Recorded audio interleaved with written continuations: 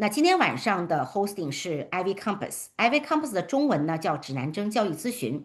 那我们呢是在搭建一个 ecosystem，我跟我们的 team，我们是立志于将北美一些口碑最好的前招生官，还有独立的升学顾问为核心，通过帮助他们申请美高、美本、美研和美博。同时，因为在升学的道路上面，孩子们需要各个方面的支持和增强他们的竞争力，所以呢，我们还匹配了为艺术生、音乐生、体育生，还有包括 AP 啊、科创啊、物理呀、AP、SAT 等等，在高中期间所需要的一些教育资源，我们都通过我们跟他们的对接，保证他们是认真负责的一些导师和机构，通过跟他们的连接，把这些服务能够介绍给我们全球的华人家庭。所以呢，增强了这样的一份信任度。我们甚至于现在看到有些家庭从4年级、5年级已经开始对接我们这边的资源和导师，来帮助孩子更好的。通过这样的一个分享和通过这样的一个辅导，能让孩子在这个求学的道路上面和成为一个比较对社会有用的人道路上面，增强他们的这个竞争力。那所以呢，因为我们跟 AFI 这种连接呢，我们还会提供一些志愿者的这个机会，还有一些社会影响力、科研和实习背景。等一会儿今天晚上，Professor Ahn 在介绍完他的这些信息和内容以后，我也会跟大家介绍我们 IvyCompass 的实习和 research 的一些项目。那我们的宗旨呢是不仅仅升学，说的是升学，但是我们希望通过升学这样的一个杠杆和这样的一个平台和这样的一个事件，在做的过程当中，因为有高级导师他们的 wisdom 和他们的 strategy thinking，那可以帮助孩子能够在这条求学的路上，能够让自己更加知道如何把时间花在对的事情上面，不要东一榔头西棒子做很多的事情，但是没有主线，让孩子们能够在升学的上面能够把时间花的比较对、高效。从而还获得很多 soft skill 的成长空间。举例说，如果我看到孩子们发的邮件不是特别的 professional，那我们可能会主动打个电话来教孩子说这件事情你应该这么回答，或这件事情你该主动跟导师汇报。总而通过这一系列的长期的3年的、2年的、1年的或4年的陪伴，我们的孩子真的是在高中毕业的时候更加成熟了。这是我们非常看到可喜的，也是我们的工作重点和核心。那2024年、2025年的录取的结果，大家可看每一个学校你所 name it，我们都有我们的孩子的身影啊，所以我们的导师可以说不但是他们能够帮助孩子去 Dream School NYU，我们也可以帮助孩子去CMU 或者是 Stanford 或者耶鲁，因为每个孩子的志向和每个孩子所能具备的这个 competitive 的 portfolio 是不一样的，有的孩子可以推得远一点，有的孩子可能这个就是各个方面的因素。就只能够或者是他的 dream 就是去一个liberal arts school，那我们的导师都是能够根据孩子的自身情况来帮助他更好的去申请他的 dream school，那都有我们的影子。如果您还没有看到过我们 IvyCompass 指南针的 website 呢，是全新更新了，也欢迎您上去观看我们以往的这些导师们的精彩分享，他们的干货是满满的。我们这些做了10几年升学的人，和工作人员都能够每次通过跟这些导师们的聆听，都能够学到很多新的知识。所以我觉得，我们自己都变得更加 smart 啊。我呢一直说。孩子的天花板是在于我们家长的认知程度，很多时候不是没有这个条件，而是因为我们的认知阻碍了我们的孩子的更好的这个发展和成长。所以我真的非常 pitch 所有的家长们都应该，不管你的孩子在哪个年龄段，我甚至有些家长孩子已经申请到了学校，他们还在 hang around 我们的平台，因为他们认为在我们的平台上面真的可以吸取到很多的能量，可以成为更好的 parents。在孩子工作和生活当中，需要得到支持的时候，他们都能够非常好的那个给予支持。那今天晚上呢，我们非常荣幸又再一次的请到了Professor Ahn，Professor Ahn 呢，是一位非常经验丰富的，他首先是宾大 Wharton 商学院 Emory 大学的招生申请的审核员和面试官，同时他还参与过 Texas Austin 分校和 Pepperdine 很多大学的招生工作，所以他讲的东西，我个人感觉都是满满的干货，都是背后大家看不见的，到底他们是怎么在evaluating我们的孩子和我们的学生，我觉得可以听到非常多的内部信息啊，这个内部信息就是要知己知彼，才能百战百胜。那今天晚上呢，他会通过如何定位啊。如何冲刺啊？因为现在7月份了啊，马上就8月份、9月份，我们 ED1的这个 deadline 11月1号就要到了。我们所有导师的学生们现在7月1号都在写大文书 personal statement，是相当的这个挑战的一个阶段啊，很多工作要做。还很多 activity list 需要修改呀，还有很多的这个准备工作哈、都要开始了。另外，孩子们也在准备一些最后 summer 的一些program 啊或 research 的项目。那因为到了这个时期，所以我们请 Professor Ahn 呢来讲一讲，在这个学校在选这个学校的时候，你的考量核心因素是什么？该如何 select 你的这个 list？同时如何做好学校的调研和梦校达成的双向奔赴？意思就是说，you want to go, but you also qualify。然后怎么去做这些调研？对一些有些学生可能会想到，哎，我到了学校以后，到了大学以后，我未来第二步通过本科学习完了以后，我可能要开始准备在学期间法学。law 的这个准备，还有 pre-med 的一些方向的准备，那这些今天晚上Professor Ahn 也会涉及到。那么今天晚上I'm really truly honored and happy inviting Professor Ahn come to our IvyCompass community again. Your presentation always full of wisdom, full of knowledge, and lots of the what shall I say behind the scene knowledge, which a lot of people don't understand. If you understand that, their kids can be much easier, smoother applying for college season. So let me give the floor to Professor Ahn, and thank you very much once again to providing us that time and the energy. Thank you. Okay, is my video on? Thank you so much, Sophia. I'm so happy to be here. It's a real honor too. So I'm hoping that whatever I'm able to say today will help somebody out there. Today's topic is specifically on putting together college lists. So I'm going to go ahead and share my screen. If you can give me 1 second to do that. Sure. And I have a lot to cover. If I accidentally go too fast, please let me know, Sophia. Okay. So I decided to start off like this: dream big, but apply smart. So this is, as Sophia introduced in the very beginning. If I zoom in here, there's this word big. Okay. So the reason why I made it intentionally like that is putting together your college list is a very specific and personal exercise, I think. You don't need to talk to anybody like me. If you can just go to Google, go to Wall Street Journal, London Financial Times, or look at anybody's ranking, or you already have in mind, you have maybe a brand name school, or there's a certain other criteria like cost or location. So you don't really need me for that. Okay. So the real purpose I like to think for tonight's discussion is exactly this: finding the right balance. I really like the way that Sophia and IvyCompass worded this, because it's not simply put together a college list, because you don't need me for that. Okay. But finding a right balance.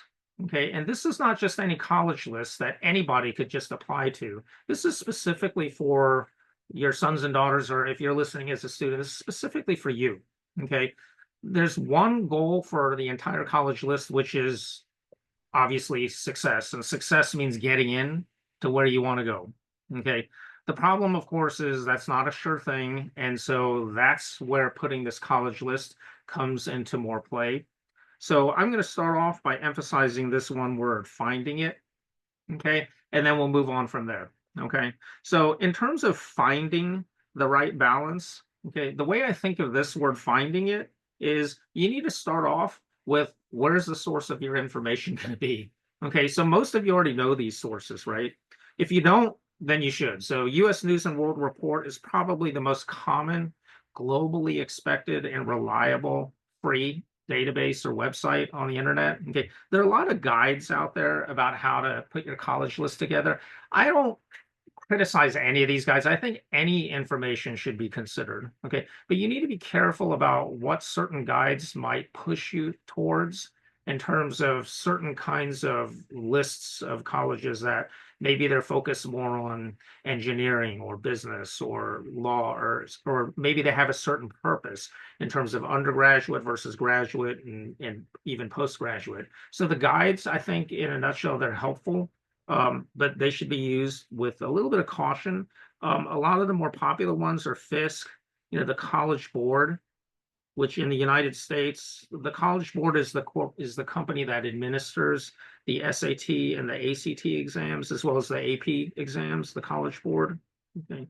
You have Princeton Review, right? And then you have a whole lot of other of these guidebooks. Okay. So those are all fine. The dean's books are interesting. So you have a lot of, if you go to Amazon or any Barnes and Noble or any sort of list of books, you'll notice a lot of former dean. A dean is in the United States colleges is the head of either their department or the entire university. So you may have a dean of admissions who now retired, and then now they wrote a book, how to put your college list together, or you have a dean of academics or dean of the college, etc. Okay, so the whole point is I think the dean's books are fine; they're good sources. But again, the key is going to be to this other, which I'll get to in a minute. Okay, I think primary sources are probably the best. Okay, ask actual students, friends and family. Obviously, for the students, maybe even go to YouTube and see students who post videos about why this school or why they regret this school, or things they love, things they hate about the school, etc. I think this is overlooked, but also it's sometimes misused. Okay, so it might seem obvious. Well, of course you should visit. You should look into the school, so the school website, etc. I have to go to high schools and visit high schools and represent either my Ivy League school is University of Pennsylvania or Emory University, or even other schools as an alumnus or a former professor. And so when I do visit, you need to understand that those are a reflection of that school. And so there's going to be, I'll say, a certain consistency with whatever a school representative is going to say, with what's also on the website and all the publicly available information, all the published brochures, etc. Okay, so I'm not necessarily saying that it's not objective. Of course, you're going to get all the facts, but you're going to get it from the perspective of the school. But the school representatives, I think, are great in terms of they're technically I think even more than a primary, like a student who's actually there, but a representative of the school. I think the campus visits, I have my own opinion about whether or not a campus visit is necessary. In terms of how it affects your chances of getting in, can the admissions committee reader tell that you visited the campus? I mean, sometimes we can tell. Sometimes you just tell us in your essays. You even tell us that you visited. Generally speaking, we don't care. Doesn't make any difference to us. It's not going to affect your chance of getting in or not. Okay, just like a lot of other myths, but that's outside the topic of tonight's. Or that's outside of tonight's topic. As far as the school, the visit, the tour, I think is it's worthwhile. But I also recommend that you go a little bit away from the tour and do things in terms of visiting the school in its more natural state rather than the tour. I've even been involved in some tours with some of the schools that I was a professor at. I've allowed students to visit my classes, etc. Those are generally very carefully, I'll say, just carefully monitored. Okay, but go on the visit, go to the tour, strip away from the tour, go visit the library, go to the student center, go have lunch with some people who you just introduce yourself to, go out on the quad. There might be some students sitting in a circle under a tree. Go introduce yourself. Go to an event afterwards. Colleges are always having events, whether they're academic or not. So get in terms of eventually finding sources for putting your college list together. I think the school is a great one. Okay. In terms of this other, and I'm going to emphasize the other, which is the last thing for every one of these criteria.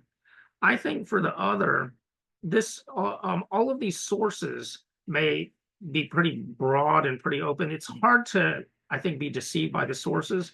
In terms of the other sources, I think I just say any and all, but be careful, especially students out there. sometimes I've noticed there's some information out there that leads to something called success bias. Success bias means if you look for something hard enough, you'll find it no matter what. Okay, so if you're trying to convince yourself or maybe your parents that you really want to go to MIT, even though you're really not that STEMmy, or you are a STEM student but also interested in liberal arts, eventually you're going to find something that says that, or that puts them in a certain ranking list, etc. I would just use those kinds of lists with caution. Okay, use your own judgment when you're using those sources. As far as the other kinds of aspects of how to find your right balance, okay, the due diligence, I think, is an important aspect of this. Due diligence means that you need to make sure that you're looking at all the information, even the things that you may not be that interested in. For example, students usually don't seem to care that much about what the college costs when putting the college list together, but parents care a lot. Okay, location, there's all kinds of other things that you may not think may matter as much, which is why I think the sources are important. The credibility of the source is pretty important too. Okay, there may be some bias, right? As I mentioned earlier, if there's a dean or a former professor or an existing student compared to maybe there's an alumnus. Suppose there's a transfer student. Okay, so I work with a lot of students who are transferring, and so you might think that some of those transfer students have, of course, a bias from the school that they're transferring away from. Okay. The other thing about due diligence is the in-process factors. What that means is colleges are constantly changing. They're creating new departments. Many of them are constructing brand new buildings. A lot of libraries are being converted away from the traditional, stacks with the books, and now they're more information technology, wireless-driven student meeting and learning centers. So those are in-process factors. A lot of other factors may include the college is creating new partnerships with other colleges. For example, NYU in Saudi Arabia, Harvard in China, MIT with Northwestern, hospitals with other universities, NASA with other STEM institutes, and so on. So these days, colleges are so much more than just a place where you go study, get a degree, graduate, and leave. Okay, so they're much more dynamic. So that's why I really emphasize these in-process factors. My own school, for example, at Emory, every semester we're either creating a brand new degree, a new program. There's a new joint venture between the law school and the business school, or the medical school and the computer science department, and so on. Okay, the in-process factors also involve the college with the rest of the community. So, for example, whenever I do a function with Wharton, which is the business school at the University of Pennsylvania, in the American banking system, they have something called the Federal Reserve System. So it's made up of very key important banks. One of those key important banks happens to be in Philadelphia, which of course is where Wharton is. So whenever I'm involved with any sort of event at Wharton, a lot of those events are going to also involve, at least the ones that I get involved with, are also going to involve the Federal Reserve Bank, which happens to be in Philadelphia as well, and so on. So a lot of these in-process factors should have a big impact on the way that you go about doing due diligence for putting your college list together. Speculation is the last thing. What speculation means is you're going to try to guess in the future what may happen. So when you're putting your college list together, I do think, and I recommend to students I work with, that they consider what they think the future direction of the school is. There's a lot of rhetoric on the website. There are a lot of videos that the deans will put out because it's their job to give an idea for what the future direction of the college is. I think another good way to find out is through speaking with alumni. And finally, if you interview with a school, then that would be good. I know some of you are thinking, well, how can I interview if I haven't even put my college list together? In the United States, there are some schools where if you just link up that school to your Common App application account, they will automatically send you an interview, even if you haven't done a single thing with the application process yet. For example, Georgetown is one of the schools that does this. Very, very good school. So anyway, this in terms of speculation, any opportunity you get, as I mentioned earlier, if somebody like me visits your high school and then we have to talk about our school, take that time to ask the question of what do you think about the future? Some of you are in the some of the fields that are really dynamic. So if you're interested, for example, in maybe literature or language arts or history, there are, of course, dynamic changes going on, but certainly not as much as the changes that are going on in the information technology, computer science departments, and all of generally the STEM departments. And so, those are good opportunities to ask your campus visitor. So while you're putting your college list together. The other thing that I want to move on to, besides just finding the right balance, is this whole right balance concept. Okay. And I really like the way that IvyCompass worded this, because like I said, anybody can just slap a list together, but finding it is a process. The right balance, I think, is a really key term. And so let's talk a little bit about how to get that right balance. Okay. I think the criteria is a logical place to start. What are you as the student going to choose or going to use in order to choose eventually your college list? And so here's some criteria, okay, that I think most people will agree with. And though I didn't mention this in the beginning of the seminar of my talk, this workshop or this seminar talk that I'm giving is a general one for anyone putting a college list together. Okay, so I've worked with a lot of different students who are already focused on specific types of college lists. Okay, so what does that mean? Some of your criteria might depend on the college type itself. For example, if you are doing a fine arts or performing arts, then obviously that's going to be a very specialized kind of college list. For example, Barnard is the performing arts school with Columbia University. Juilliard, of course, has performing arts. There's the Curtis Institute. There's the Rochester, Manhattan School of Music. And it goes on, but those are very specific. If it's, for example, visual arts, right? That's also very specific. Then you're going to be looking at very specific, like Parsons School of Design, Rhode Island School of Design, Savannah College of Art, et cetera, and University of Chicago, et cetera. So these are going to be very specialized lists. The other type of list might be if you are going for a scholarship. And so I do work with students who are on scholarship, and this is for athletic or non-athletic. Okay, so I don't want to get too far off of the subject, but there are a lot of different kind of, I'll call them specialized lists, but that's not really what my intention was to discuss tonight. But my intention is to finish so that there's enough time if there are questions at the end. So if any of you are interested in specialized lists, then maybe that is something that you can ask questions at towards the end. Okay, but these other, I think, criteria pretty straightforward. And I put them in the order that I often encounter them when I work with students, or just when I visit a high school and I'm talking to somebody, or just talking to anybody with that regard about how do you go about finding the right balance for your college list. The brand name, some parents and students, they have only 2 colleges on their list, Harvard and other, okay? I encourage people to expand their horizons, especially once you start thinking of what is it that I want to get out of college, okay? Then you start to realize that, oh, you know what? Yale's not so bad. Princeton's not so bad. Columbia, Dartmouth, UPenn, et cetera. And then when you really start thinking about it, you start realizing these so-called lower tier or second tier schools. There's nothing wrong with Johns Hopkins, right? Duke, University of Chicago, Northwestern, Rice, right, and so on, okay? And then from there, it even goes to what I would call third tier colleges, and there's nothing wrong with those either, depending on what the purpose for that school is. And I'll talk a little bit about that more later, but just to give you a heads up, for example, if your ultimate purpose may be to go to graduate school at the mid-tier level. So for example, law school is another 2 years in the United States is another 2 years after the 4-year undergraduate.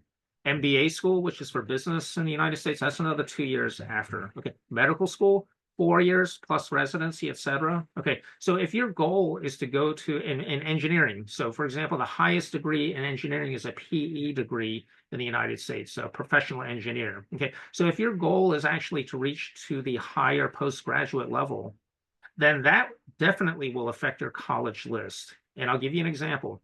I'm also involved with the Wharton admissions for the graduate school.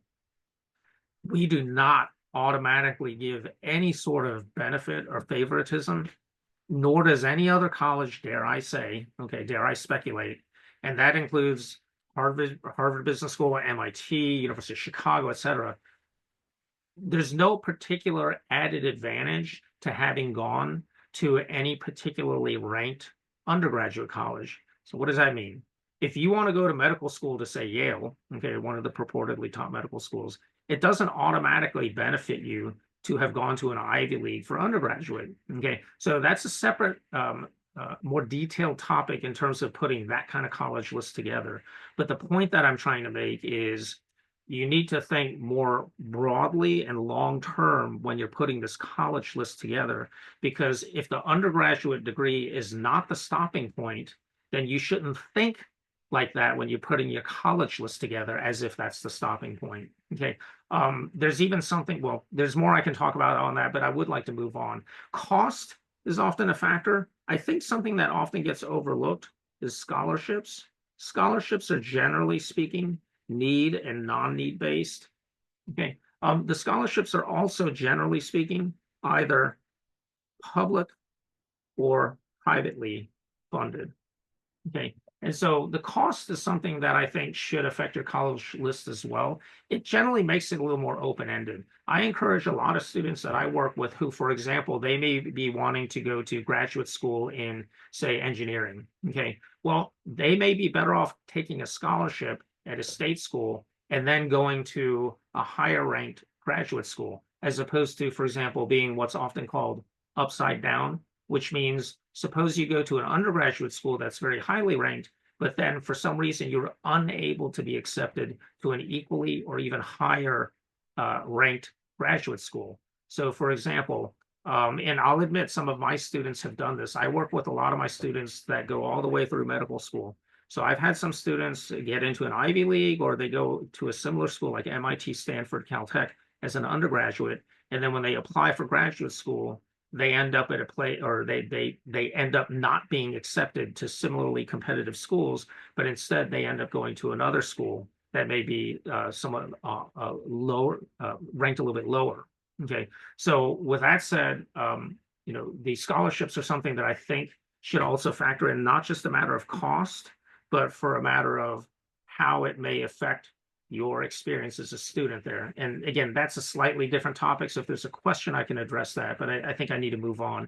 And I think I do need to start covering things a little bit more quickly. So apologize, Sophia. I think location is something that a lot of students seem to consider. I have my own professional recommendation of whether or not location should matter.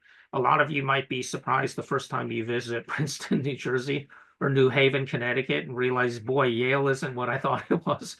Or even my school, University of Pennsylvania, West Philadelphia, not the best neighborhood to be in. Columbia, they've done a lot to improve the neighborhood. I'll say that, things like that. But, location, okay, to the extent that it can affect this student life, I think that that's often a consideration. I put this one as a symbol for, a lot of people put some goofy things in there, and that's fine too. My suggestion is you should pick any criteria. And what's the most important criteria in terms of the other? It's, I'll say, your own personal preferences. I'm not here to say that, you know what, you should pick UC Irvine because it's over 52% Asian. If that's important to you, then that's important to you. So anyway, you have to define your criteria. I think in general, these criteria are pretty universal. Okay, they should matter at least to some degree. Okay, there may be things like size. For example, when I was at the University of Texas, I had over 250 students in my small elective class. Okay, but then at a place like Emory University, fortunately, I've had some classes that have been as small as, I think, about 40 students, which is, a pretty good size. I think I've had some, very specialized courses where we had only, 2 or 3 students, but those are pretty unusual for undergraduates. As far as the other, these are pretty, I'll say, personal, or they're pretty unique. Okay. And so I try to categorize these criteria into universal and unique types of criteria. After that, I think you need to assess your criteria. Assess means how to measure your criteria. Okay. And so how would you measure your criteria? So there are a lot of rankings out there, as I mentioned, US News and World Report, Wall Street Journal, New York Times, London Financial Times. there's so many rankings out there. You're generally going to find the same names and the same ranges. Okay. The percent acceptance is something some of you need to be careful of. A lot of colleges, I won't name any, they artificially inflate their percent, the number of applications that they get in order to appear as if their acceptance rates are very selective. So I wouldn't be overly concerned about this. For some of the colleges, though, where the application pool is very competitive, I do think those are a lot more realistic. So, for example, the Ivy League schools, their acceptance rates are ranging, they're straddling generally around 4.5% to 5%. And all of them have really narrowed, as you'll see later. Awards and recognition, self-explanatory. Subsequent paths, this is what I was talking about earlier. If you are going to measure a college based on what do the graduates do afterwards. So for example, NYU, if you're interested in business, where do they go? A lot of them do end up in New York, London, or Hong Kong. If you're going to go to, say, what's another good example? Johns Hopkins, a lot of them, of course, go into research, or they go into medicine or healthcare or in government. I think the best example is Caltech. Over 75% of the students at Caltech, they go on to pursue their advanced degree and eventually become PhDs and either researchers or professors. And so, again, the subsequent path is a way for you to measure. I know at my school, at Wharton, one of my schools, they measure what percentage of the students who graduate end up going into certain fields like investment banking or consulting, corporate finance, et cetera. So that's another one. So the subsequent path, I think, is an important criteria. I think these assessments, no matter what, they should be broad. Don't omit anything. I think, the assessment of even, for example, what percentage, make up different majors, what percentage of the student body is, male and female, and what demographic, and where do they come from? I think all of that is something that you should at least consider. And then if you decide it's not important, fine. Okay, but you should at least consider all of those criteria. I think after that, the way to measure it in terms of it being the personal assessment of this should be what is important to you, so your own priority. And then also, I think you to acknowledge that this will probably change. Okay, so the way that you might think right now, rankings matter a lot. I really want to go to a college that has a big name recognition. And then you need to consider that maybe later on it may not matter as much, or you may not care as much about it. Okay. And so generally speaking, there are a lot of, depending on the career path, whether it's medicine, law, engineering, business, et cetera, it's generally said that as you advance further in your career and in your life, okay, the actual name of the school doesn't matter as much as what have you done with your experience and what do you personify now. Okay. So another topic where if there are questions, I can address that later. So generally speaking, how broadly your assessments are and how deeply you do them in terms of your own personal criteria, okay, is I think something that's important. So that's why I put breadth and depth. I think the last thing that I was going to mention was once you have your criteria and once you measure them, how are you going to go about evaluating them in order to get this right balance? And so my suggestions for that are pretty simple. You have objective ways to evaluate these things. Some people want to know, if I graduate, I spend all this money for 4 years in tuition and living and studying there, et cetera, and I graduate, I want to get a job. What's my starting salary going to be? Okay, and that's fine. Like I said, you need to be personal and very deeply consider what's important to you. And these days, this is very important. There's a lot of information out there now about trends that talk about degrees that have less value out in the career marketplace than other degrees and so on. So that might be a reality you have to deal with. The career momentum versus upside down. So this is what I was talking about earlier. You need to evaluate whether or not, if you decide, okay, I have a scholarship to the University of Georgia, and I also got accepted as a regular student to, where was she? I think it was Brown University. So this is an actual student that I'm thinking of. So she turned down the scholarship to the University of Georgia, but instead decided to go to an Ivy League school instead. And so good for her. Okay, but my recommendation was based on something different because she was bound for medical school. And so the whole idea is, how are you going to be able to get into medical school? That, well, it's going to be based on what have you done beforehand. And so what might be a greater opportunity or an easier way for you to prove that you have what it takes to go into medical school if you do that at Brown for 4 years, or you do that at a state college with the entire support of the top scholarship behind you, and so on. Okay, so that's what I mean by momentum and being upside down. This cost benefit and lifelong benefit is what I consider. Lifelong benefit is related to this, again, the other aspect, which is very personal. I call this very subjective. And why is it subjective?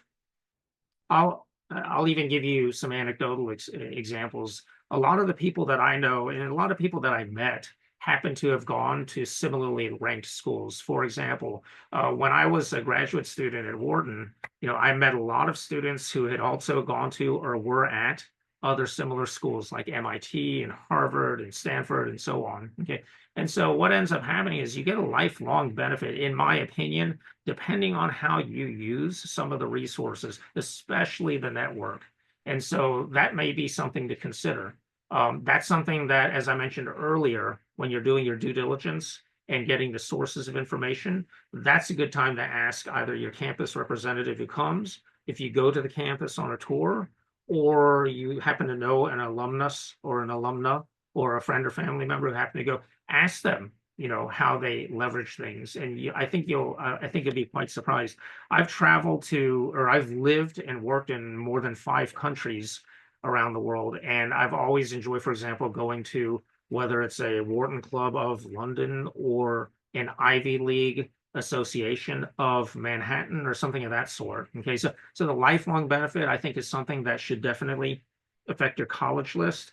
Think of it on the other extreme. If it were just vocational, you go to a school, you learn a trade, and then you're done with it. You have no more use for that school. That's something that you should consider when you're thinking of putting your college list together. So the objective and the subjective parts of it. Okay. The last part of this, and Sophia, I apologize, I'm going to try to move along, but the last part of it, fortunately, is just this last part, which is putting your college list together. Okay. And so in order to put that college list together, we finished talking about finding things and getting the right balance, especially with the evaluation. Okay. So the last thing is, how do you put this final college list together? So I was going to start off with what I think hopefully will add a little bit of levity to this. But what do these are all musicians. They're pretty old too. I couldn't find anybody newer. I happen to know these two. Okay. But anyway, what do they all have in common? They have a #1 hit song called It's My Life. Okay. And the reason why I want to emphasize that is I'm not trying to pit sons and daughters against their parents, or I'm not trying to exacerbate any tensions if there might even be some. Okay. But what I want to emphasize is when I work with students, I tell them it's your life. This is your college. This is your high school record. And this is going to be the rest of your life. A lot of these students don't know. And I do think when they put their college list together, they may even consider that the college that they go to as an undergraduate, okay, of course, it will affect things like perhaps their career, especially in the beginning. If they want to go to graduate school, it will affect that. But it can affect things that have all kinds of impacts in your life indirectly. Okay, so your career, of course, maybe who you marry, maybe where you live, maybe where your children will go to college. Okay, so it really has a lot of implications that I think people need to consider. But ultimately, I've always encouraged my students to consider that if they take ownership of it, that's how they're going to be most serious about it. How many colleges can you attend? Sounds like a trick question. That's why I wrote that. 1 at a time is what I say. So what does that mean? When you put your college list together, you may consider the chance of transferring, okay, or even doing study abroad or a co-matriculation. Okay, so transferring, that's something that I work with actually a pretty large number of students with as well. I work with transfer students on 3 levels. Number 1, I work with students who just come to me and say, I'm at this college, I want to go to another. Okay, I also work with students who want to transfer out of Emory and go to another college. And so I write a lot of recommendations, et cetera. I also, for Emory, review applications for transfer students who want to go to Emory.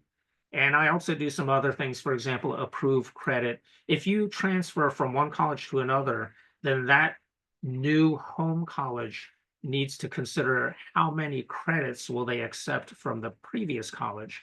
And so they usually ask professors for that. So I do a lot of that. So I approve or I reject whether or not students can get credit for the course they took at NYU or University of Chicago or Northwestern or these other schools, whether they can come to Emory and get credit for that. So those are the three ways that I'm involved with this. And so I do think that when you put your college list together, this is something you should probably consider too.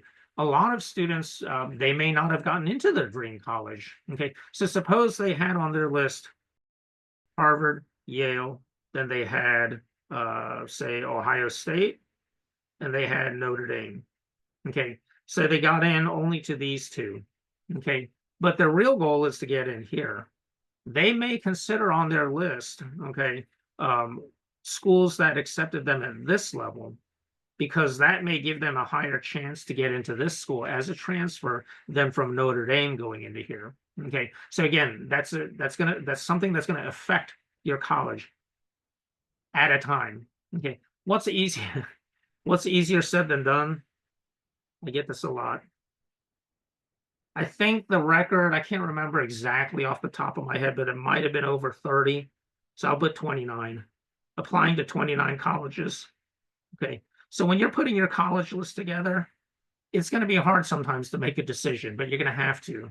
Keep this in mind. You can go to only one college at a time, but keep in mind when you're putting your college list together, you need to be practical as far as how much time and effort can you put into it. Now, I know a lot of you students who are listening are thinking, hey, I'm a hard worker. I've done all this stuff in the last 3.5 years of high school, and so I can pump out as many essays.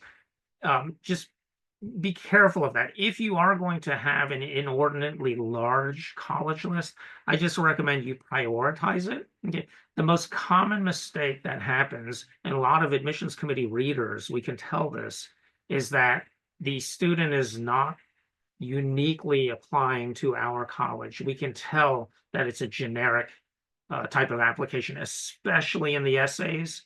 The interview reports also scream out that this student doesn't know anything about our school, has no idea why they want to come.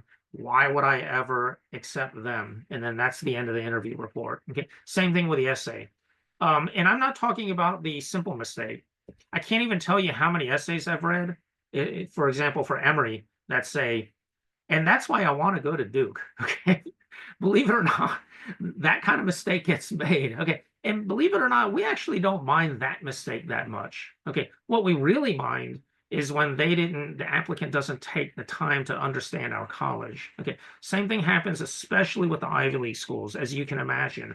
A lot of students who are targeting the Ivy League schools, because you have very strong academic records, you may even be at the top of your class in your high school. Okay, and so you are going to be targeting several of the most selective schools. So that makes it even more important for you to be able to uniquely answer the essay and the interview questions and portray yourself as someone who really understands what each of those schools stands for, and then why you uniquely want to go to them. You'll notice that for those of you who have been at least preparing for August 1st, which is when all the applications are supposed to come out. Okay, for those of you who have been preparing by looking at old applications, which I do think is a good exercise, you'll notice that of the many common themes, one of the common themes is why us? And obviously it has to be a unique answer. Okay, so anyway, that's a different topic. That's more about essay writing, etc. But it will affect your college list. So it makes it more important for you to be able to distinguish. So with that said, if all these answers point to more practical things, for example, it's your life, right? You can only go to one school at a time. You should try to keep in mind how practical it is for how long your college list is. Okay, So how do you put the final list together? Okay, and Sophia, I promise I'm going to really go through this part because I do want to get to the questions. But so how do you compile the final college list? So here's the final answer to my talk in the seminar. Okay, first things first, early or not, here I come. So the timing of this. So should I do, there's different kinds of ED, early decision. There's different kinds of early action, early restricted action, early ESA, ERA, EA1, EA2. There's so many EAs, just like there's so many EDs now. And then there's RDs as well. Okay, generally speaking, okay, and I say this supported by data, okay, there is a misunderstanding that applying early increases your chances. Okay, I'm going to say that again. Most people think that if you apply early, you have a higher probability of being accepted. No, I can explain to you in very simple terms, but let me start off with what the data shows. Okay, most people will look at a graph like this, and what this shows is, I apologize that it's a little bit fuzzy. This says regular decision. So all these dark ones are regular, and then the hollow ones, these are early. Okay, and this is the percent accepted. Okay, so people look at this and say, oh, it's a higher percent accepted early, so I should apply early. The reason why that's wrong is for several things. Number one, colleges don't loosen their standards in the beginning. Number two, colleges are not afraid that they're not going to have enough applicants in the regular decision pool. Do you really think Harvard is afraid that no one's going to apply regular decision, therefore they need to accept more than they normally would early? Of course not. Okay. Third, and this is a little bit more statistics driven, the population of the applicant pool is generally more competitive. Okay. So if you have a higher number or the higher level of the quality of students who are applying, and you have a smaller number of those, then of course you're going to have a higher percentage of students accepted. Okay, so those are three of the main reasons, okay, that this is a complete fallacy. The idea that colleges are concerned about something called yield, yes, that's true, but no, that does not result in a higher chance of being accepted. If there's more questions on this, I think I can answer this later, but I don't want this is a little bit off topic, I don't want to get too off topic, because the acceptance rate will affect your list, but it's not the one and only idea that you need to consider. The other thing of whether you're going to do early or not, okay, is I think this, the boss, the employee, and the customer, okay, okay, it's you. So I just want to reiterate, I want to re-emphasize, this is your life, this is your application. Okay, so compiling that final list, I know there are many sons and daughters out there who are required to do whatever their parents tell, and I generally recommend you always do that. Okay, but ultimately speaking, I say that mom, dad, even the rest of the world, okay, the winner is really everyone. Okay, but you are the one who has ultimate accountability for it. And so when you compile your list, and only when I am asked, I do recommend that they put this over that, but that doesn't mean that this is not important. Okay, and the final thing I'll say is the single most important factor, and this is where I'm going to end the seminar, or really what I have to say is this point, and I have a couple of data charts to show you about this. The single most important factor in finding all of this, the right balance in your college list, is getting in. You need to have a serious and, I believe, realistic assessment of your chance of getting in. I think this is simple logic, but a lot of people don't like to deal with this.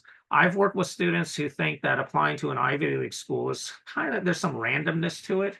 So they think, well, let me just go ahead and apply to all 8 of them, because who knows, maybe I'll get lucky. It doesn't make sense to do that. Okay, the probability of getting into a school should factor in, for example, with backup schools, okay, or target schools, even reach schools when you prioritize them. Okay, so what is the chance of me getting in? I think is the single, if I had to pick the single most important factor, it would be the chance of getting in. Okay, so then that's the real question.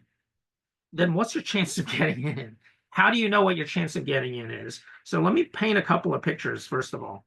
Here are the acceptance rates, as I mentioned, of colleges This is from the last, many years, from 2012. So they're all gravitating towards around this level, which is at about 4.5%, as I mentioned. Okay. And these are just the Ivy League schools, of course. Okay. And then others, these are kind of the benchmarks because these are the lowest percent acceptance rates. The other thing in terms of focus on your chance of getting in is what I call SAT equivalencies. Okay. So what that means is there are two very interesting studies that were published. There are many others that are out there, but these are the two that I think are most telling. What this says is these SAT scores are equal. Okay. And so according to this Princeton study, which is the white box, this says that if a Black person scored in this area, which looks like about 1270, 1280, then that means a Hispanic person has to score a little bit higher to be equal to this person. That means a white person has to score a tiny little bit higher to be equal to this person and a lot higher to be equal to that person. Okay. This is not a racial, derogatory, discriminatory anything. This is a Princeton study that I'm simply relaying the information for. And so you're, of course, encouraged to even look up the study and read it on your own if you like. Okay. What I think is interesting is two things. Number one, Asians have to score over 1,500 to be considered the same score as other people. Okay. The second thing that I think is even more interesting is this dark box. That's the later study. So about 5 years later, somebody else at another university conducted a similar study. And here's what they found. Some of these groups can score even lower, while other groups have to score marginally even higher. Okay, so what's the dismal outlook of that? It just means things are getting tougher, just like this says. Okay, so that makes this focusing on your chances of getting in all the more important in putting your list together. Okay, and I think that should make sense. If you had no chance of getting in, or you suppose somehow you had a magic ball and it said you had 0 chance of getting in, why would that be on your list? If you had a really high chance of getting in and it was a school that you really liked, of course it should be on your list. Okay, and everything in between. Okay, so I think the last chart that I was going to show before I conclude was this one. Okay, so the admissions factor importance. So again, focus on your chances of getting in. A lot of you are looking on Google and the internet and noticing, oh, I don't have to worry, for example, about my essay or my activities or something. And you'll find the right answer, but then you also find the other answer. And so I just wanted to show this that says focusing on your chances of getting in. It's not as simple as you think. I can't tell you how many students I've run into who have close to a 1600 or a 36. They've taken 16 APs and gotten 5s on all of them. And they're usually an officer of something, president, captain, vice president, founder, or something. Okay, why are these students getting rejected versus others who have far less? Okay, and the answer is there's a whole lot more than just these three factors. Okay, so with that said, I just want to conclude. And Sophia, I really apologize for finishing so late, but I'm almost done. So the conclusions are very simple. I think everyone, you can read them on your own. Okay, but the one that I will emphasize the most is this one. And so with that said, let me move on to this slide. I was happy to take questions. I know that I guess we're almost out of time, but I can stay for about 15, maybe even 20, I think about 15 minutes for questions if there are any. But again, thank you for having me, Sophia. I apologize for running over time. Not at all, not at all. Everything I think you said is very good information. A lot of things people heard it, but they don't want to believe it. Somehow I found a lot of Asian family are very left a lot of memory from China. Like the China, emphasize on STEM. They feel if you're learning STEM, then you can go on having good job, making good living. And also in China, there's a lot of perceptions in China they left and carry on until coming here. But this is a different environment, very different than what you're in China, just going to Gaokao, just the score able to put you into some sort of different tier of school. 211 and 985 kind of thing. And also there's another perception is In China, you have to carry a major going to colleges, but US doesn't. So whatever knowledge you share with everybody, it's good to re-emphasize, maybe multiple times you hear it, they will change their perception. Okay. So, okay. Anyone have questions? I see there's some, but I encourage everybody listing your question into the box, but list to everyone so everyone can hear and also see your questions. But if you wanted to have a personal dialogue, let's say if your student, your kids have a specific question, you would like to engage with Professor Ahn, you happen to raise your hand. Raise your hand. I will be very happy to open mic and for you to have dialogue. So Professor Ahn have very busy day. So he might be having, 20, 30 minutes to answer questions. Okay. So, and also before I answer questions, hold on 1 second. I want to share my screen and that way I can quickly do a little bit advertisement if you allow me a little bit. IvyCompass, we also have a internship program that obviously have to be under the guidance of Professor Ahn, like consultant like Professor Ahn. They will be able to guide our student to see if you need to do research program or if you need to do internship or you need to go to leadership or you need to go to do other type of summer program or competition. So the IvyCompass leadership is in all different kind of field. We are in tech, finance, media, engineering, machine learning, AI, consulting, mental health, you name it. So just get in touch with us. On the end, I'm going to show you a barcode. You can scan the barcode and get in touch with me and Joycelyn, and they will be able to connecting with the internship opportunity. Okay, you can start. We start like 5 times a year. We have a summer cohort. We also have fall. But anyway, come to us. We'll be able to make that arrangement for you. We also have a very good internship research program. The research program, you can see there different tiers. Usually conduct 3 months. Sometimes also can be longer, but with more fee involved. And the lowest one, most economic one, is $2,990 for 3 months research. Will be guided by PhD. You can also publish your paper for the research, then it's 5,900. So if you are interested in doing a research program, maybe you were saying to me, oh, I don't know, my kids doesn't know how to do research. But let me tell you, if you want to go to applying for Ivy League school, like school, research is must. It's not as difficult as thought, meaning usually research is online. We don't have to conduct in person in the lab. Usually we can do public policy related research guided by PhD. You kids will learn how to structure the thesis and also the research structure papers and also learn how to conduct that kind of type of research. So come to us, we will be able to connecting you with a research type of program. You kids might be help themselves to be more competitive. Okay, the last page before I answer question for Dr. Ahn, you're welcome to continue put on the chat box.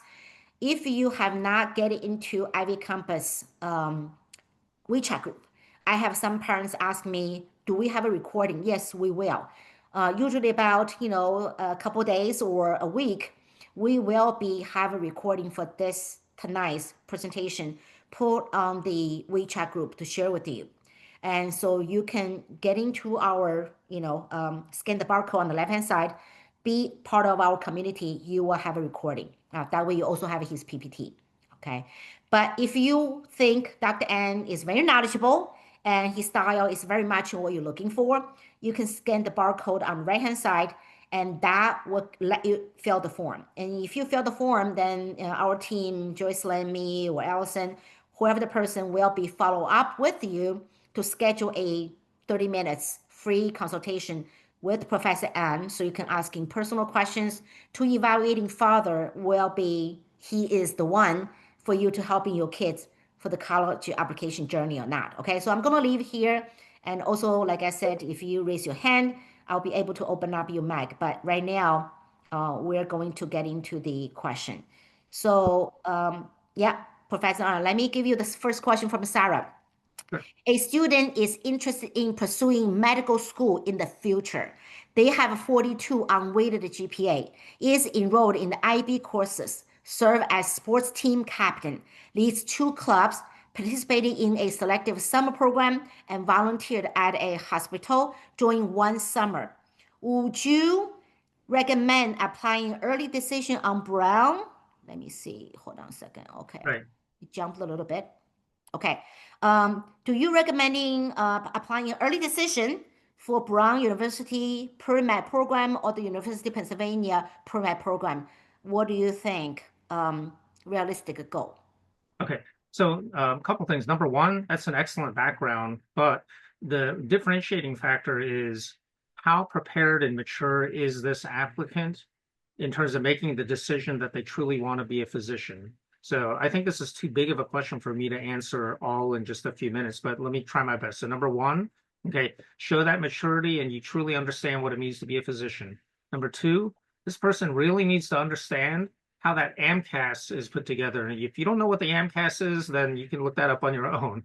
Number three, I strongly recommend that you understand why students who get into medical school decide to drop out or stop. Okay.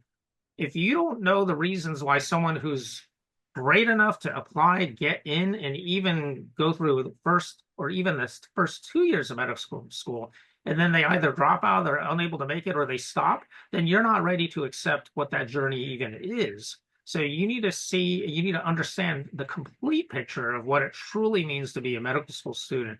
Number three, what I'll recommend is in terms of the trend for some of these programs, what I've at least noticed is that there's a trend to reverse them.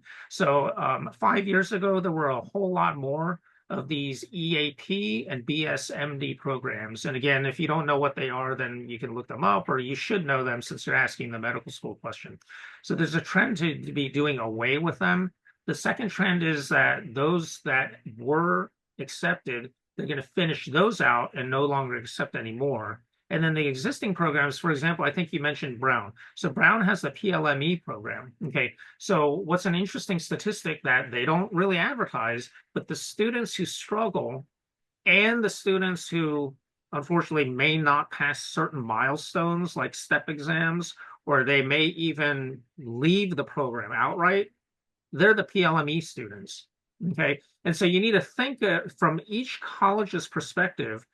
The in the 80s and 90s, the acceptance rates for colleges were a lot higher, and the dropout rate was a whole lot higher. Now it has reversed. They've done something called front-ending the application process, which means getting in is a whole lot more rigorous. And those who do get in, the success rate, the graduation rate is a whole lot higher than it was 20, 30 years ago. So what does that mean? The college is very selective on who they admit into their medical program. And once you're in, they are investing in your success. They are doing everything they can to make sure you are successful. Okay. Yet still students fail out. And a lot of them are the BSMD EAP students. So you need to really consider that. I'll say the fifth and last thing, and I promise, Sophia, I'll finish it up on this question because we got a lot of questions. But the fifth and last thing is you need to ask yourself, what's the difference between going 4 years and then many students take a gap year and then go to medical school, or going 4 years and going straight into medical school? What's the difference between that and still going 4 years and you're still in the same school, but you're going to go to the same school for medicine, okay, which some people don't think is necessarily an advantage, okay? And then the next thing is you still have to do some of the things. For example, if you don't also have to take the MCAT, that doesn't mean you don't have to know it, obviously. You still have to do all of the rigors of that. And so I think that's one of the most common mistakes. I've been working with high school students applying to EAP and BSMD programs, okay, as well as undergraduate students applying to medical school as well. Okay, so that's my own professional opinion of that. Sorry, that's it for that, Sophia. What was the next question? Next question. Okay, thank you very much. I'll be shorter. I'll be shorter. No, that's okay. No, do the best. And I think we still have time. For Melody, if one gets deferred in ED or EA, does that mean the chance of getting accepted in RD is very little? No. What happens is, this is very carefully worded too.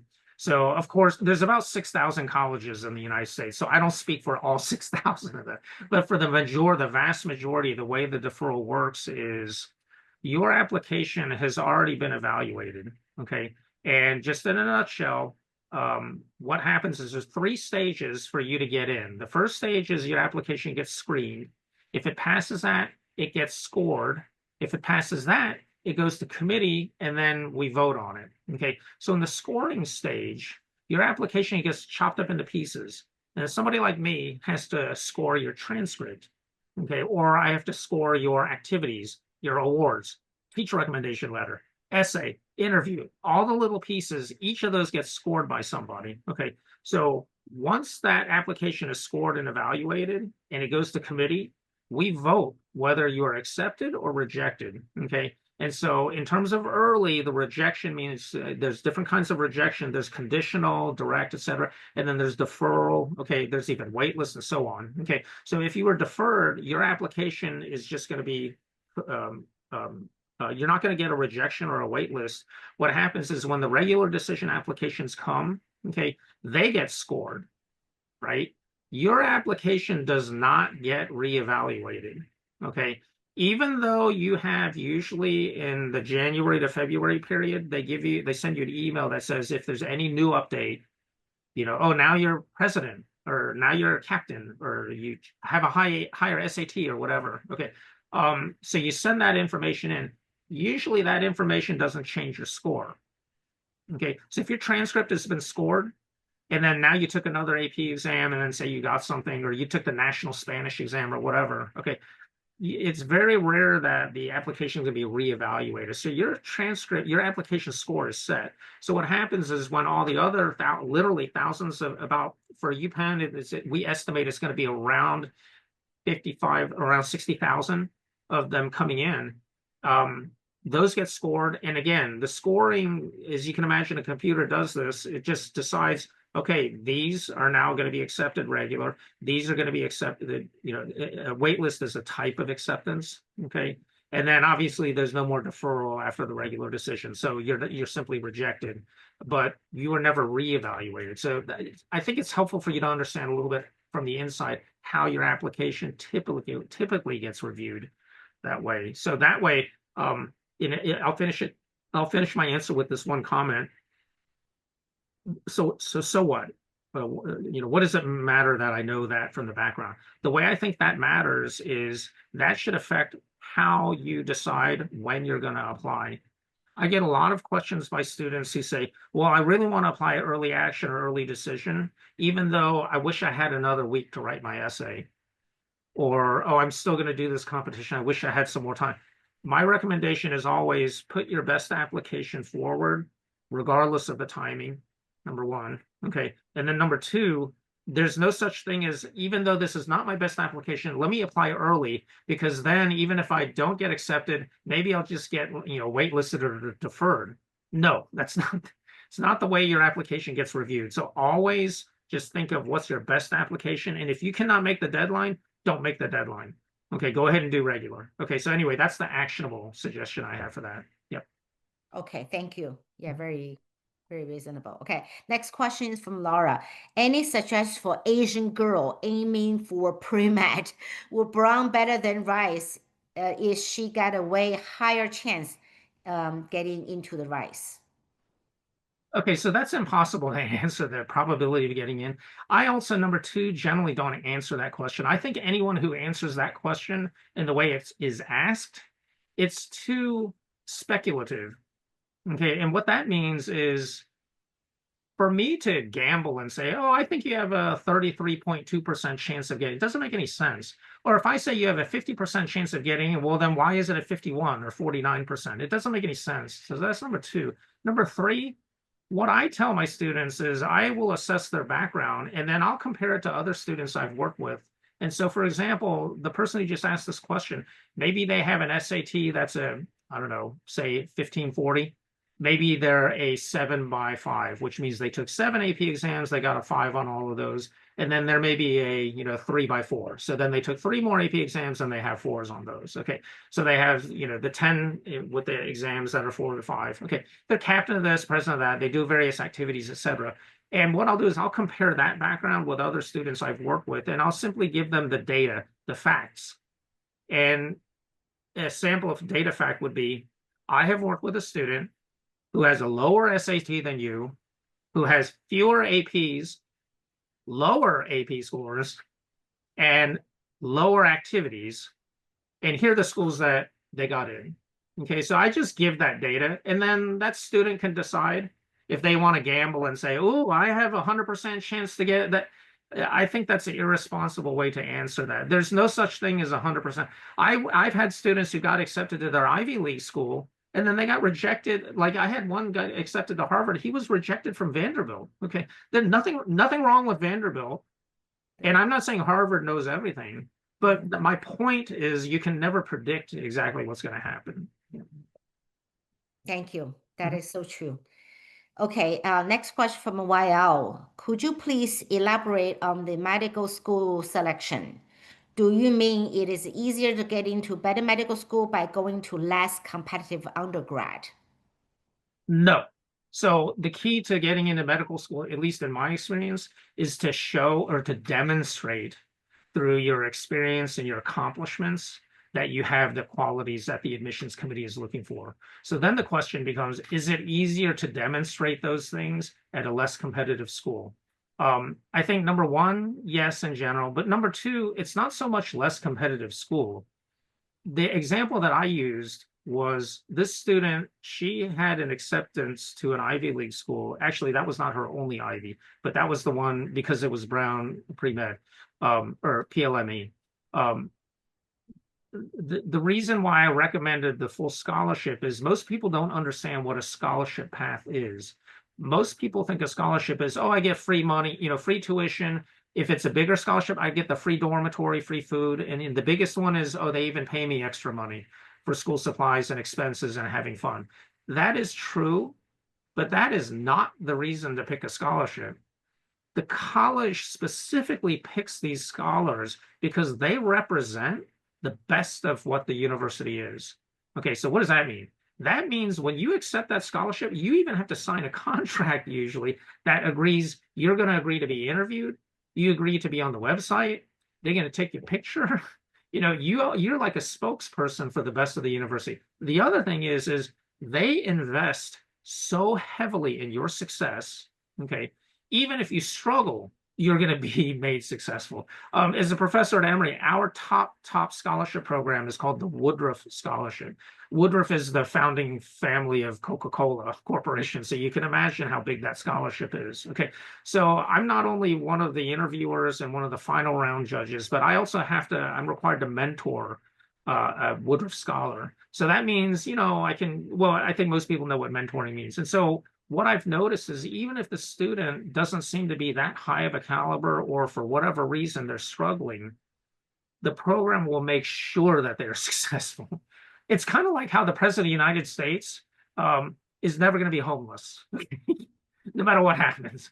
Okay, and so the university is going to make sure you're successful. And then the third and last thing I'll quickly say is what I've noticed is a lot of the scholarship programs, whether it's the public or private, or any of the need or non-need based, you're on a different track.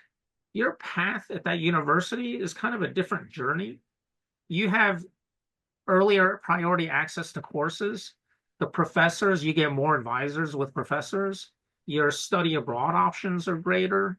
I mean, your research opportunities are earlier. It's unbelievable the better advantages that you get as a scholar. I call it being like on the VIP program at a college. Okay, and so I'm very familiar with a lot of these the programs, like at Johns Hopkins, of course at Brown, my school, University of Pennsylvania, Duke, University of Chicago. These scholarship programs are unbelievable, and so I think a lot of students they're a little confused, or they're misled by thinking, oh, I got into Princeton. It was my dream school. I don't want a scholarship at, Pepperdine or something like that. They don't really think big picture as an adult. This is why I mentioned putting that list together. You might even consider, I don't expect a 17-year-old to think about, well, what career am I going to have 20 years from now? Who am I going to get married? What college is my children going to go to? I don't expect you to think about that, but it is part of it. So I'll leave it at that. Okay, thank you. The next question I think I can even answer. Asking you recommending 29 school application school. That's actually a lot. What Professor Ahn says is every single college school you're applying for, it's a lot of work, a lot of essay to write, and students are so busy in high school. I don't think there's a need. You're only going to one school. I see average our student applying for 10, 15. Yeah, I don't that see was I think 29. that was a misunderstanding. I gave an Yeah. example. I gave an example. In 15 years, the student I had apply to the most, I think, was 29.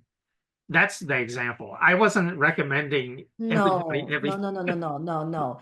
but I agree. Yeah. I agree with you 100%, Sophia. Also, yeah, 10, I think around that range, 10 to 10, 15 at the most. 15. Yeah, Yeah. If you strategy right, working yeah, with Professor on like that, yeah, strategy correctly, balance the list. You don't have to apply so many. Truly, yeah, you don't have to really. Yeah. exactly. Okay, good. Thank you. Good. I know that answer as well. Okay. Next one is from Ya. Could you talk about what school or major would prepare student for law school? Okay. There's an interesting I'm going to have two answers for that. Okay. So number one, that empirically, if you look at the data, what are the most common majors in undergraduate to go pursue either a JD, which is the law degree, or the JD MBA, which is the law business degree. Okay. So those are both the same. So the most common ones are now STEM majors. So that's very interesting data because in the 90s and before, it was more of the analytical humanities. So philosophy, history, literature, some of the foreign language literature-based ones, et cetera, sociology, anthropology. Now it's engineering, computer science, especially computer science. Okay, I see that one pop up a lot. I think, so that's number one, that answer. Number two, okay, so I'm most familiar, of course, with Emory Law School. So Emory Law School is actually ranked pretty highly. Okay, and so what I've noticed from just hearing through their admissions is anything that proves, okay, not just the qualitative analytical ability, okay, but the quantitative analytical ability. So that makes sense now why engineering, not math, engineering and computer science, because the person who asked this, if you consider what do those majors demonstrate, it's not just the quantitative problem solving ability, it's the analytical ability. So I would encourage you to consider any major that shows off both qualitative and quantitative analytical ability, your aptitude, okay, and your acumen, okay. And if you don't know what those mean, you can look them up. But those are three very different kinds of intelligence. Okay, so anyway, I'll leave it at that. And I apologize, Sophia. I have time for maybe one or two more questions. Okay. And I think it's my fault that we went almost half an hour over. But anyway, I have to actually Yeah. 10:30. That's okay. Yeah, I think the next question actually is very good. Is there any value for ED or EA if the chance of an acceptance is the same versus regular decision? Oh, the benefit to that, there really isn't, I think, other than just getting it out of the way. And usually you don't, because the timing of the decision for the ED is a lot of times too close to the deadlines for the RD. So you still have to do them anyway. Okay. So, there really is, in my opinion, there isn't any benefit. Okay. And I think the data speaks for that as well. Yeah, I'll give you an interpretation. I don't think this is a personal opinion, but my interpretation is because from our perspective, we want to fill up our classes as early as possible because it removes the uncertainty. And so it is my belief that a lot of colleges use this notion that maybe there's a higher chance to get in if you apply early in order to encourage the higher quality candidates to apply earlier so we can go ahead and get those people in. Okay. And so why do colleges care? There's no college that has a 100% yield. Yield is the percentage that every college calculates how many students matriculate compared to how many students were accepted. Okay, matriculate means they pay the deposit, they actually go to the college. Okay, so for example, Yale does not have a 100% yield. Why? Because a lot of people apply to Yale and Harvard, and a lot of people who get into Harvard, they may also get into Yale. Guess where they go? If they go to Harvard, now Yale has somebody that they accepted, but the student said no. So now their yield is less than 100% and so on. So clearly there are a lot of schools that have yields that are far lower than 100%. And so we are interested in trying to make our yield as high as possible because it really is disruptive to just the way that we run the university. So that's my belief as to why students are led to believe that there's an advantage when in fact there isn't one. Thank you. Thank you. Okay, one more last question. I just want to remind the parents, if you really think about Professor Ahn, it will be the right fit for you, for your family, and also your kids. You can scan the barcode on the right-hand side. That way you fill the form. You can have 30 minutes of further understanding Professor Ahn's consulting style. You can scan the barcode on the right-hand side. Also, if you're not, obviously continue stay with us. We will continue inviting Professor Ahn come to our presentation. Then you can have a more chance understanding his philosophy. Okay, last question. I choose this one. What role does alumni interview play in the admission process decision? Some AO from certain school told us it does not impact decision at all. Does getting an alumni interview means the student already passed the first round of admission screening, now has a slightly better chance to get in? Okay, so the simple answer is there were a couple questions in there. So first of all, yes, it does matter. No, it does not mean that you're already past any sort of screening or separate stage. And then there's a couple of things I think I need to clarify. Okay, so if you Google or talk to an admissions officer or a campus visitor, you're going to get every answer that you can imagine, from no, it doesn't matter, to yes, it's the most important thing. Okay, the thing that reconciles this was the graph that I showed earlier. If you looked at some of those things, even like the essay, the transcript, at times it matters a lot, at other times it doesn't matter at all. So if you recall, the person asked the question, if you recall, I explained that most colleges have 3 stages to get in. You're screened, you're scored, and then we vote in committee. Okay, so in that the scoring stage is when your interview report will get scored. So whoever interviews you, whether it's alumni, admissions officer, or other, like me, like I'm a professor, but I just enjoy doing interviews. Okay, I used to enjoy it. I don't do it as much anymore, but that interview report will be scored. Okay, and so before committee, it doesn't really matter as much. As a matter of fact, I think a lot of people may not even look at it. Okay, but once you're in committee, they're only, generally speaking, the 3 things that a committee person will look at before voting. It's not the SAT score. Okay, it's not the minutia where we dig in. Wait, what did they get on the AP, environmental science? Was it a 3 or a 4? We don't look at that. There are only 3 main things, and the interview report is one of them. Okay, and why? Because it's subjective. Okay, and so the subjective part of it is something that the final admissions committee voters are really trying to consider. Because if there was a question about your SAT or your ability to do schoolwork, your application never would have gone to committee in the first place. It's already finished. Okay, so that's why the interview actually doesn't matter in the beginning. It matters a lot later on. The other thing is, I think the question was, does the alumni interview matter? That depends on the school. For example, Cornell at one point was using students, like actual seniors and juniors in the undergraduate college, to do the admissions interviews. Okay, that was a disaster. They got rid of that. They got rid of that year. Okay, and then, but generally speaking, the interview report is weighed based on how it's written, not who wrote it. Okay, so for example, if I write an interview report that says, hey, I would love to have this kind of student in my class, that weighs a lot because I'm a professor. Who else are you going to ask about what kind of student should we have? But if there are other, for example, alumni who might ask or who might write a report, and they're very specific about it, that will weigh a lot. If the alumnus or the alumna does not write a very good report, then it's not going to weigh very much.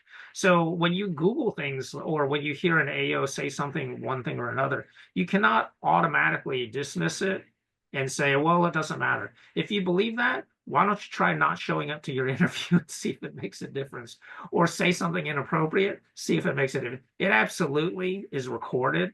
Okay, so a lot of it just depends. So I'm sorry to be somewhat nebulous about it, but it's true. The interview report, it matters sometimes. It doesn't matter at other times, depending on the stage that you're in. Okay, and then the way that it's written matters a lot. And unfortunately, you don't have control over that. Okay, you don't know if your interviewer is going to write a good interview report or not. And so that's even something I work with on students too. Can you speak in the interview to make sure that certain things get written down? Okay, a lot of you debate mock trial and model UN people know exactly what I'm talking about, or I think you do. Okay, anyway, Sophia, my screen kind of went in and out, so I'm not sure. Yeah. Am I still connected? Okay. Yeah, I'm sorry, but I am going to have to, I'm even beyond my beyond time. Got it. But thank you so much for having me, though. I hope something helped. Yeah. Thank you. Absolutely. For those parents or question were not answered, I apologize for that. And unfortunately, tonight we already have enough time of Professor Ahn. You come to our next presentation, you can continue to ask questions. A lot of the questions will be answered multiple times throughout different consultants on the presentation. So thank you very much, Professor Ahn, for your time again. Thank you. Thank you, everyone. Thank you, everyone, for your time. Come to our platform. Listening to this knowledge, you will be able to answer a lot of the questions you was not answered tonight. Okay, and looking forward to the next presentation. Thank you. Have a good night, Professor Ahn.